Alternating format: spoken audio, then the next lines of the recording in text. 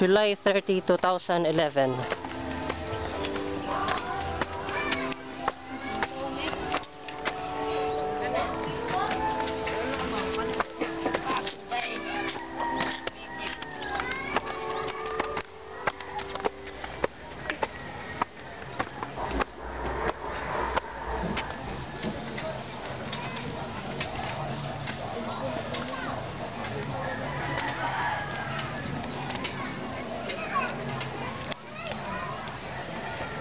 Kini siya nga pipe mo sulod ni siya sa lot sa mga Comendador residence.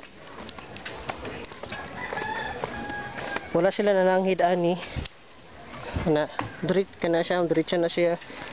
Yung sulod na siya sa yuta sa lot sa residence. Wala sila nananghid ani. According sa nagtaod ang plano ani, si Ricky daw ang pangalan sa nagsugo.